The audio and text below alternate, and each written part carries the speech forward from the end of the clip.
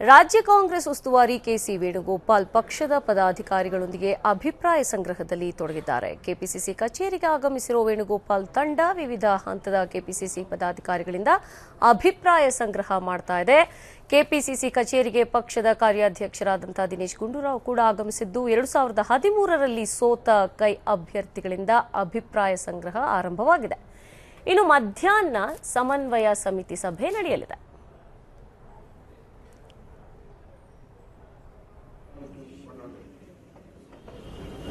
First of all, now I would like to request Shri Venugopal ji,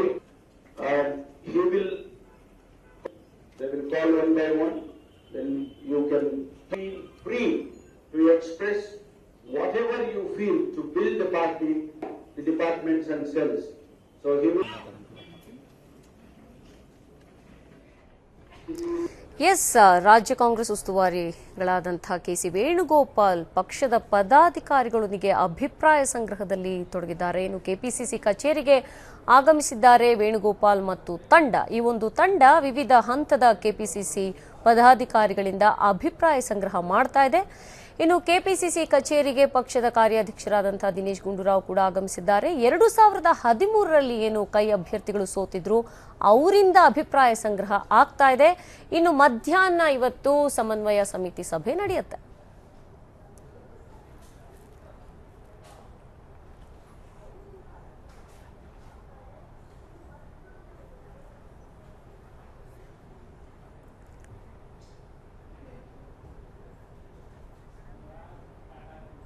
S, ಈ ಬಗ್ಗೆ ಮತ್ತಷ್ಟು details ಅನ್ನ ನೀಡ್ತಾರೆ ನೇರ ಸಂಪರ್ಕದಲ್ಲಿರುವಂತಹ ನಮ್ಮ ಪ್ರತಿನಿಧಿ ನಂದಿನಿ. ಎಸ್, ರಾಜ್ಯ ಕಾಂಗ್ರೆಸ್ ಉಸ್ತುವಾರಿ ಕೆಸಿ ವೇಣುಗೋಪಾಲ್ ಹಾಗೂ ಅವರ ತಂಡ ಇವತ್ತೇನು ಅಭಿಪ್ರಾಯ ಸಂಗ್ರಹದಲ್ಲಿ ತೊಡಗಿಸಿಕೊಂಡಿದೆ. ಸೊ ಮೀಟಿಂಗ್ ಕೂಡ ನಡೀತಾ ಇದೆ ಅನ್ನುವಂಥ ಮಾಹಿತಿ ಇದೆ. ಏನಿದೆ ಇದ್ರ ಬಗ್ಗೆ ಹೆಚ್ಚಿನ ಅಪ್ಡೇಟ್ಸ್ ನಂದಿನಿ?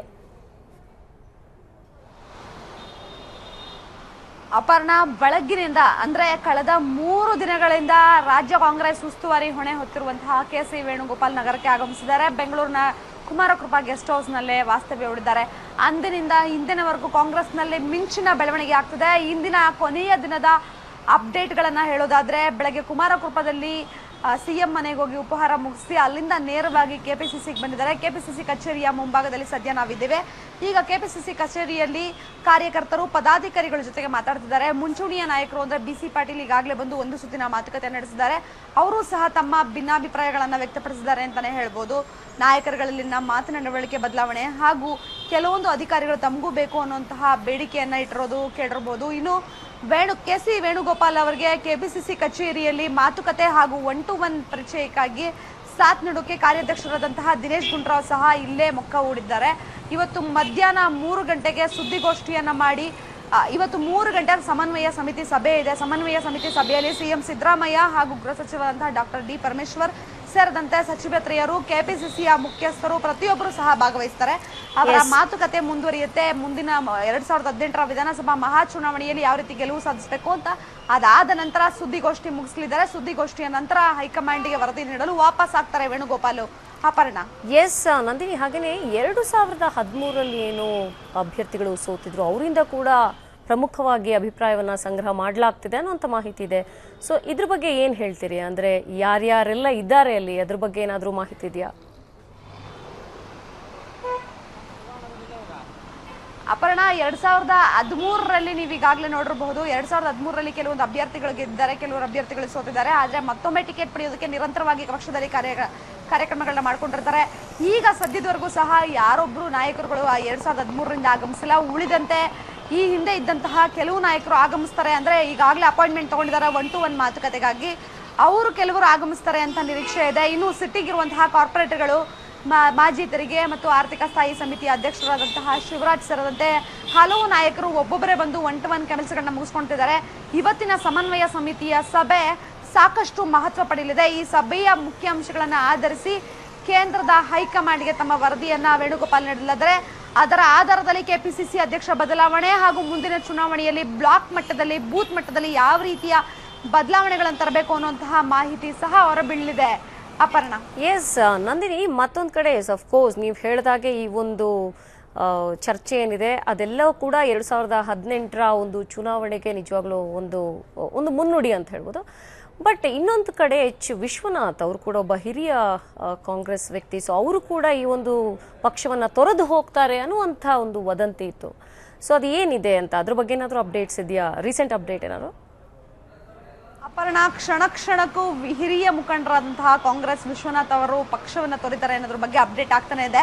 ಬೆಂಗಳೂರನ್ನ ಹೊರತುಪಡಿಸಿ ಹೊರಭಾಗದಲ್ಲಿ ಕುಮಾರಸ್ವಾಮಿ ಈಗಾಗಲೇ ಹೇಳಿಕೆ ನೀಡಿದ್ದಾರೆ ಅನ್ನುವಂತಹ ಮಾಹಿತಿ ಲಭ್ಯವಾಗಿದೆ. ಮಾಧ್ಯಮಗಳಿಗೆ ಹೇಳಿಕೆ ನೀಡುವಾಗ ದೂರವಾಣಿಯ ಮೂಲಕ ಹಾಗೂ ಮುಖಾಮುಖಿ ವಿಶ್ವನಾಥ್ ಅವರನ್ನ ಮಾತುಕತೆ ನಡೆಸಿದ್ದೇನೆ. ಅವರು JDSಗೆ ಸೇರಿಯೇ ಬಿಡ್ತಾರೆ, ದೈಹಿಕವಾಗಿ ಅಷ್ಟೇ ಕಾಂಗ್ರೆಸ್ನಲ್ಲಿ ಉಳಿದಿದ್ದಾರೆ, ಮಾನಸಿಕವಾಗಿ ಬಂದಿದ್ದಾರೆ ಅನ್ನುವಂತಹ ಹೇಳಿಕೆ ನೀಡಿದ್ದಾರೆ. ಆದರೆ ವಿಶ್ವನಾಥ್ ಅವರು ನಿನ್ನೆಯಷ್ಟೇ ವೇಣುಗೋಪಾಲ್ನ ಮಾತುಕತೆ ನಡೆಸಿದ್ದಾರೆ. ಪಕ್ಷದಲ್ಲಿನ ಕೆಲವೊಂದು ಬದಲಾವಣೆಗಳನ್ನ ನಿರೀಕ್ಷೆಯನ್ನ ಇಟ್ಟಿದ್ದಾರೆ. ಜೊತೆಗೆ ಪರಮೇಶ್ವರ್ ಸಹ ಪಕ್ಷದಲ್ಲಿ ಉಳಿಸ್ಕೋತೀವಿ ಅನ್ನುವಂತಹ ವಿಶ್ವಾಸವನ್ನ ಮಾಡಿಸಿದ್ದಾರೆ. ಹಾಗಾಗಿ ಈವರೆಗೂ ಸಹ ವಿಶ್ವನಾಥ್ ನಡೆ ಸಾಕಷ್ಟು ಗುಪ್ತವಾಗಿರುತ್ತೆ ಅಂತ ಹೇಳ್ಬೋದು. ಇವತ್ತಿನ ಸಮನ್ವಯ ಸಮಿತಿಯಲ್ಲಿ ಒಂದೊಮ್ಮೆ ಹಿರಿಯ ನಾಯಕರು ಒಪ್ಪಿಕೊಂಡ್ರೆ ಈ ಬಗ್ಗೆ ಚರ್ಚೆ ಆಗೋ ಸಾಧ್ಯತೆಯೂ ಸಹ ದಟ್ಟವಾಗಿದೆ. ಆ ವೇಳೆಯಲ್ಲಿ ವಿಶ್ವನಾಥ್ ಹಾಜರಿರ್ತಾರೆ. ಆಗ ಅವರ ಅಭಿಪ್ರಾಯವನ್ನ ಖುಲ್ಲಂಖುಲ್ಲ ನೀಡುವಂತಹ ಸಾಧ್ಯತೆ ಇದೆ. ಹಾಗಾಗಿ ಇವತ್ತಿನ ಸಭೆ ಮುಂದಿನ ಚುನಾವಣೆ, ವಿಶ್ವನಾಥನ ಉಳುವಳಿಕೆ ಹಾಗೂ ಈ ಕಾರ್ಯಕ್ರಮಗಳು ಬ್ಲಾಕ್ ಮತ್ತು ಜಿಲ್ಲಾ ಮಟ್ಟದಲ್ಲಿ ಯಾವ ರೀತಿ ಕಾಂಗ್ರೆಸ್ನ ಬಲಪಡಿಸಬೇಕು ಅನ್ನೋದ್ರ ಬಗ್ಗೆ ಸಹ ದೃಷ್ಟಿಕೋನವನ್ನ ನೀಡಲಿದೆ. ಅಪರ್ಣ. ಎಸ್ ನಂದಿನಿ, ಮತ್ತೊಂದು ಕಡೆ ಇವತ್ತು ಮಧ್ಯಾಹ್ನ ಏನು ಸಮನ್ವಯ ಸಮಿತಿ ಸಭೆ ಕೂಡ ಇದೆ. ಸೊ ಈ ಒಂದು ಸಭೆಯಲ್ಲಿ ಪ್ರಮುಖವಾಗಿ ಯಾವೆಲ್ಲ ಅಂಶಗಳು ಚರ್ಚೆ ಆಗ್ಬೋದು? ಒಂದು ಕಡೆ KPCC ಅಧ್ಯಕ್ಷರ ಒಂದು ನೇಮಕಾತಿ ಆಗಿರ್ಬೋದು, ಮತ್ತೊಂದು ಕಡೆ ಈ ಒಂದು ಸಚಿವ ಸಂಪುಟ ವಿಸ್ತರಣೆ ಆಗಿರ್ಬೋದು, ಸಾಕಷ್ಟು ವಿಷಯಗಳಿವೆ. ಮತ್ತೊಂದು ಕಡೆ ವಿಶ್ವನಾಥ್ ಅವರ ಕೆಲವೊಂದು ಅಂದರೆ ಒಂದು ಕಡೆ ವದಂತಿ ಅಂತಿದ್ರು ಕೂಡ ಎಲ್ಲೋ ಒಂದು ಕಡೆ ಏನಾದರೂ ಒಂದು ಚೂರು ಏನಾದ್ರು ಅಸಮಾಧಾನ ಅಂತಿದ್ರೆ ಅದನ್ನು ಸರಿ ಮಾಡುವ ಒಂದು ಇದಿರ್ಬೋದು. ಸೊ ಅದೆಲ್ಲ ಕೂಡ ಇರಬಹುದಾ ಈ ಒಂದು ಸಮನ್ವಯ ಸಮಿತಿ ಸಭೆಯಲ್ಲಿ? ಅಪರ್ಣ, ನಾನು ಇವಾಗ ನಿಮಗೆ ದಿಲ್ಲಿನ ದೃಶ್ಯ ತೋರಿಸ್ತೀನಿ. KPCC ಕಚೇರಿ ಇದು. ಈಗಾಗಲೇ ಕೆಲವು ನಾಯಕರು ಅಂದ್ರೆ ಮುಖಪರಿಚಯ ಇಲ್ದಿರುವಂತಹ ಕಾಂಗ್ರೆಸ್ಗಾಗಿ ದುಡಿದಂತಹ ನಾಯಕರುಗಳು ಈಗಾಗಲೇ ಒಬ್ಬೊಬ್ಬರೇ ಆಗಮಿಸಿದ್ದಾರೆ. ಇದೇ ಕಟ್ಟಡದ ಮೊದಲ ಫ್ಲೋರ್ನಲ್ಲಿ ಇವತ್ತು ಸುದ್ದಿಗೋಷ್ಠಿಯನ್ನ ವೇಣುಗೋಪಾಲ್ ಮಾಡಲಿದ್ದಾರೆ. ಈ ವೇಳೆಯಲ್ಲಿ ಬರ ನಿರ್ವಹಣೆಗೆ ಕೇಂದ್ರ ಸರ್ಕಾರ ಹಾಗೂ ರಾಜ್ಯ ಸರ್ಕಾರದ ಪಾತ್ರವೇನು, ಅನುದಾನಗಳ ನಿರ್ವಹಣೆ ಹೇಗಾಗಿದೆ ಅನ್ನೋದ್ರ ಬಗ್ಗೆ ಚರ್ಚೆ ಆಗಲಿದೆ. ಹಾಗೂ ಪಕ್ಷದ ಆಂತರಿಕ ವಿಚಾರಗಳು. ಈಗ KPCC ಅಧ್ಯಕ್ಷ ಸ್ಥಾನಕ್ಕೆ DK ಶಿವಕುಮಾರ್ ಆಕಾಂಕ್ಷಿ ಅನ್ನುವಂತಹ ಪ್ರಬಲವಾದ ಹೆಸರು ಕೇಳಿಬರ್ತಿದೆ. ಅದೇ ರೀತಿ ಡಾಕ್ಟರ್ G ಪರಮೇಶ್ವರ್ ತಾವೇ ಮುಂದುವರಿಬೇಕು, 2018ರ ವಿಧಾನಸಭಾ ಚುನಾವಣೆಯ ಟಿಕೆಟ್ ವಿಚಾರದಲ್ಲಿ ತಮ್ಮದು ನಿರ್ಣಾಯಕ ಪಾತ್ರ ಆಗಬೇಕು ಅನ್ನೋದ್ರ ಬಗ್ಗೆ ಆಕಾಂಕ್ಷೆಯನ್ನು ಹೊಂದಿದ್ದಾರೆ. ಅಷ್ಟೇ ಅಲ್ಲದೆ ನಿನ್ನೆ ಸಹ ಮಲ್ಲಿಕಾರ್ಜುನ್ ಖರ್ಗೆ ಉಳ್ಕೊಳ್ಳುವಂತಹ ಸಾಧ್ಯತೆ ಇದೆ. ರಾಜಕೀಯಕ್ಕೆ ಆಗಮಿಸ್ತಾರೆ, ಮಲ್ಲಿಕಾರ್ಜುನ್ ಖರ್ಗೆ ಅಧ್ಯಕ್ಷರಾಗ್ತಾರೆ ಅನ್ನುವಂತಹ ರೂಮರ್ ಸುದ್ದಿ ಇದೆ. ಹಾಗಾಗಿ ಇದಕ್ಕೆಲ್ಲ ತೆರೆ ಎಳೆಯುವ ಸಾಧ್ಯತೆ ಇದೆ. ಇನ್ನು ಮುನಿಯಪ್ಪ ಸಹ ಬೆಳಗ್ಗೆ ತಾನೇ ಭೇಟಿ ಮಾಡಿದ್ದಾರೆ ಹಿರಿಯ ಕಾಂಗ್ರೆಸ್ ಮುಖಂಡರು. ತಾವೂ ಸಹ ಪರೋಕ್ಷವಾಗಿ KPCC ಅಧ್ಯಕ್ಷದ ಸ್ಥಾನದ ಆಕಾಂಕ್ಷಿ ಅನ್ನುವಂತಹ ಗುರುತನ್ನ ಬಿಟ್ಟು ಹೋಗಿದ್ದಾರೆ. ಇದೊಂದು ಕಡೆ ಚರ್ಚೆ ಆದ್ರೆ ಮತ್ತೊಂದು ಕಡೆ ವಿಶ್ವನಾಥ್ ಅವ್ರನ್ನ ಉಳಿಸಿಕೊಳ್ಳೋದು ಕಾಂಗ್ರೆಸ್ಗೆ ಪ್ರತಿಷ್ಠೆಯ ವಿಚಾರವಾಗುತ್ತೆ. ಹಿರಿಯ ನಾಯಕರಾಗಿ ಪಕ್ಷದೊಳಗಿನ ವಿಚಾರಗಳನ್ನ ಮಾಧ್ಯಮಗಳ ಮುಂದೆ ಇರಬಹುದು, ಯಾವುದೇ ಸಭೆಯಲ್ಲಿರ್ಬೋದು, ಖುಲ್ಲ ಒಪ್ಪಿಸ್ತಾ ಇದ್ದಂತವರು ಅಂತವ್ರನ್ನ ಉಳಿಸ್ಕೊಳ್ಳೋದು ಮುಖ್ಯವಾಗುತ್ತೆ. ವಿಶ್ವನಾಥ್ ಅವ್ರನ್ನ ಹಿಂಬಾಲಿಸುವಂತಹ ದೊಡ್ಡ ಬಳಗವೇ ಇದೆ. ಒಂದೊಮ್ಮೆ ಕಾಂಗ್ರೆಸ್ ಅದಕ್ಕೆ ನಷ್ಟ ಆಗಬಾರ್ದು ಅನ್ನೋ ಕಾರಣಕ್ಕೋಸ್ಕರ ಅವ್ರನ್ನ ಉಳಿಸ್ಕೊಳ್ಳುವಂತಹ ಎಲ್ಲಾ ಪ್ರಯತ್ನಗಳನ್ನ ಮಾಡ್ತಾರೆ ಅನ್ನುವಂತಹ ಮಾಹಿತಿ ಲಭ್ಯವಾಗಿದೆ. ಪರಮೇಶ್ವರ್, ದಿನೇಶ್ ಗುಂಡೂರಾವ್, CM ಅನ್ನ ಹೊರತುಪಡಿಸಿ ಪ್ರತಿಯೊಬ್ಬರು ಸಹ ಇದಕ್ಕೆ ಮಾತುಕತೆಯನ್ನು ನಡೆಸ್ತಾರೆ. ಕಡೆಯದಾಗಿ ವಿಶ್ವನಾಥ್ನವರ ಮನವೊಲಿಕೆಗೆ CM ಸಹ ಪ್ರಯತ್ನ ಮಾಡೋ ಸಾಧ್ಯತೆಗಳು ಮಾತ್ರ ಕಾಣಿಸ್ಬರ್ತದೆ. ಇನ್ನು ಇವತ್ತಿನ ಸಭೆಯಲ್ಲಿ ನಾವು ಮುಖ್ಯವಾಗಿ ಗಮನಿಸಬೇಕಾಗಿರೋ ವಿಚಾರ ಅಂತ ಅಂದ್ರೆ 2018ರಲ್ಲಿ ಯಾರಿಗೆ ಟಿಕೆಟ್ ಕೊಡಬೇಕು, ಯಾರಿಗೆ ಟಿಕೆಟ್ ಕೊಡಬಾರ್ದು ಅಂತ ಈವರೆಗೂ ಸಹ ವೇಣುಗೋಪಾಲ್ ಯೋಚನೆ ಮಾಡಿಲ್ಲ. ಆದ್ರೆ ಬರುವಂತಹ ಹಾಲಿ ಮತ್ತು ಮಾಜಿ ಶಾಸಕರು ಇಬ್ಬರೂ ಸಹ ಟಿಕೆಟ್ನ ನಿರೀಕ್ಷೆಗಳನ್ನ ಈಗಾಗಲೇ ವ್ಯಕ್ತಪಡಿಸಿದ್ದಾರೆ. ಹಾಗಾಗಿ ಟಿಕೆಟ್ ಹಂಚಿಕೆಯ ವಿಚಾರ, ಸ್ಥಾನಮಾನಗಳ ವಿಚಾರ ಹೆಚ್ಚು ಚರ್ಚೆ ಆಗೋ ಸಾಧ್ಯತೆ ಇದೆ. ಅಪರ್ಣ. ಎಸ್ ನಂದಿನಿ, ಮತ್ತೊಂದು ಕಡೆ ಈಗ ಪದಾಧಿಕಾರಿಗಳಿಂದ ಅಭಿಪ್ರಾಯ ಸಂಗ್ರಹ ನಡೀತಾ ಇದೆ. ಸೊ ಇದು ಎಷ್ಟೊತ್ತು ಇರುತ್ತೆ ಈ ಒಂದು ಪ್ರಕ್ರಿಯೆ ಅಂತ? ಅಪರ್ಣ, ನಾವು ವೇಣುಗೋಪಾಲ್ ಅವ್ರನ್ನ ಅಪ್ಡೇಟ್ಗಳನ್ನ ನೋಡೋದಾದ್ರೆ ಕಳೆದ 2 ದಿನಗಳಲ್ಲಿ ಮೊದಲ ದಿನದಲ್ಲಿ ಈಗಾಗಲೇ ನಾವು ತಿಳ್ಕೊಂಡಿರೋ ಹಾಗೆ ಇಡೀ ದಿನ ಕಂಪ್ಲೀಟ್ ಆಗಿ ಕಾರ್ಯಕರ್ತರ ಜೊತೆ ಮಾತಾಡಿದ್ದಾರೆ. ನಿನ್ನೆ ಸಹ ಕಂಪ್ಲೀಟ್ ಆಗಿ ಕಾರ್ಯಕರ್ತರಿಗೆ ಟೈಮ್ ಕೊಟ್ಟಿದ್ರು.